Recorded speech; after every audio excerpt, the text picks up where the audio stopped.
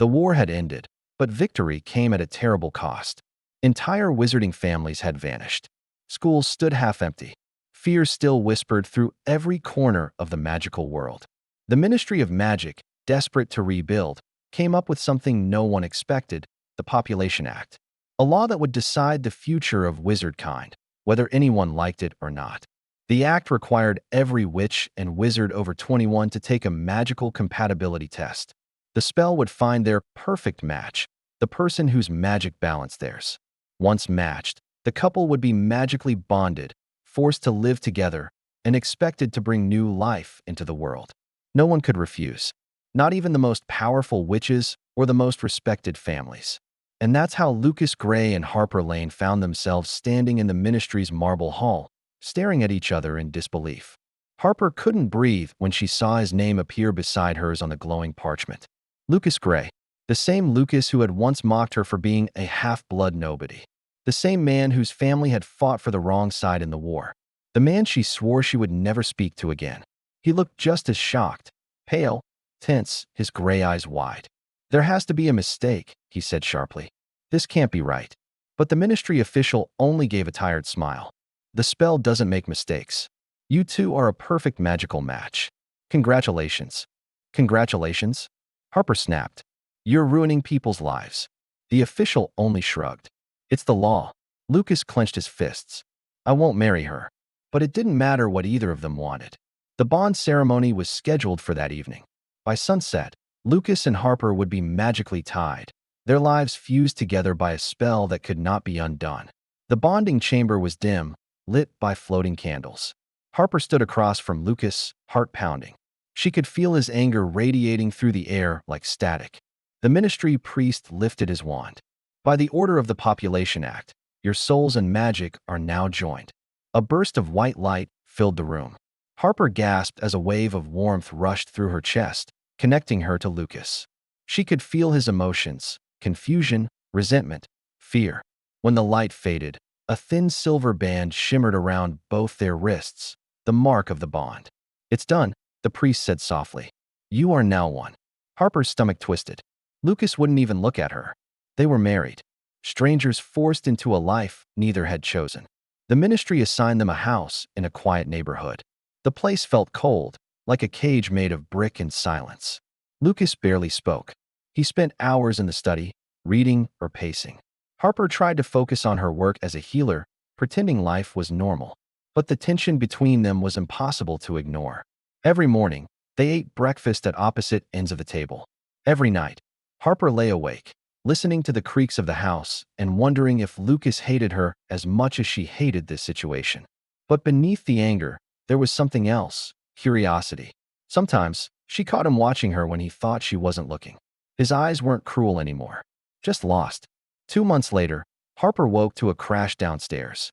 She ran to find Lucas on the floor, clutching his stomach, pale as chalk. "Lucas, what happened?" He looked terrified. "Something's wrong with me," he whispered.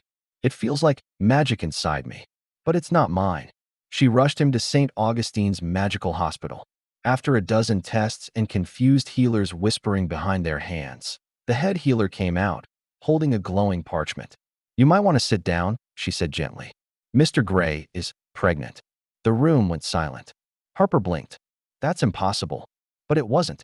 The healer explained that Lucas had a rare magical inheritance, a trace of ancient creature blood that made male pregnancy possible under unique magical conditions. The bond had triggered it. Lucas stared at the floor, trembling. "You're saying I'm carrying a child?" "Yes," the healer said softly. "Yours and Harper's." The news spread like wildfire. Whispers followed them everywhere, in the streets, in shops, even in the papers. "The Population Act's first male pregnancy," screamed one headline. "Half-blood witch and disgraced pureblood. Miracle or mistake," said another. Lucas stopped going outside. He felt trapped, humiliated, betrayed by his own body. Harper tried to stay strong. She went to every appointment, cooked his meals, and even defended him in public. But deep down, she was terrified too. The world had never seen anything like this. No one knew what would happen to him, or the baby. And yet, through the fear and the gossip, something began to change between them. One night, Harper found Lucas sitting by the window, staring at the stars. His hands rested protectively over his stomach. "I didn't ask for this," he said quietly, "but I can feel it growing. It's alive. Part of me, part of you." Harper sat beside him. For the first time, she saw not the arrogant boy from her past, but a man broken and trying to find his way. "I didn't ask for it either," she whispered. "But maybe it's not a curse. Maybe it's a second chance." Their eyes met, and something shifted. The bitterness between them began to fade, replaced by something fragile, understanding. Over the next few weeks, they started talking, cooking together, laughing sometimes. The walls slowly crumbled. Lucas confessed his guilt about his family's choices during the war. Harper admitted she still struggled with forgiveness. But they both agreed on one thing. Their child deserved better than the world they had inherited. When Harper's friends found out, chaos erupted. "Are you kidding me?" her best friend Ryan shouted. "You're living with Lucas Gray, and he's pregnant?" "Harper, that's insane." Even worse, Lucas's parents showed up at their door one evening, faces pale and proud. "This is an embarrassment to our family," his mother hissed. "You've shamed the Grays." Lucas stood firm for the first time in his life. "No, mother. For once, I'm doing something right." He closed the door, shaking, but Harper saw the pride in his eyes. For the first time, he wasn't living for his family's approval. He was living for his own. As the months passed, the pregnancy grew more difficult. Magic spiraled unpredictably. Lucas suffered sharp pains and wild magical surges that made lights flicker and walls tremble. Doctors warned that his body might not survive the birth. Harper refused to leave his side. She read every spell, brewed every potion, did everything to keep him and the baby safe. One night, as thunder roared outside, Lucas doubled over in pain. "It's happening," he gasped. The entire house shook. Spells flared across the walls. Harper grabbed his hand and shouted over the storm of magic. "Hold on, Lucas. You're not alone." Tears streamed down his face. "I'm scared, Harper." "I know," she whispered. "But you're stronger than you think." The world blurred in white light, and then silence.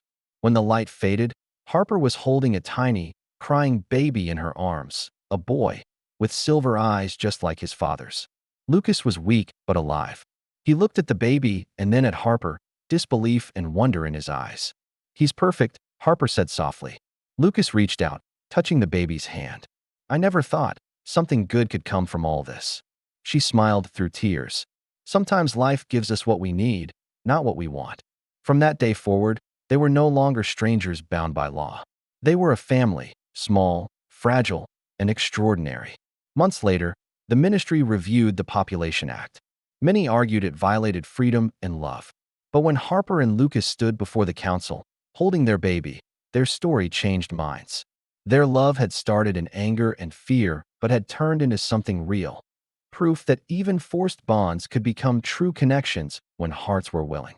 When reporters asked how they made it work, Harper said simply, "We stopped fighting what was forced on us and started fighting for each other." Lucas added, "Sometimes the law can make mistakes, but love can fix them." Their story inspired countless others to look beyond prejudice and see the humanity in those they once hated. Life doesn't always give us choices. Sometimes we're thrown into impossible situations, ones that seem unfair, painful, even cruel. But how we face them defines who we are. Harper and Lucas began as enemies, victims of a system they despised. Yet, through fear, loss, and pain, they discovered compassion, forgiveness, and love. They proved that even from something broken, beauty can grow. We live in a world still divided by fear, hate, and judgment, magical or not. But love doesn't care about rules, bloodlines, or history. It just asks for a chance. So today, give someone that chance. Forgive. Listen. Open your heart. Because you never know, the person you once hated might one day help you heal.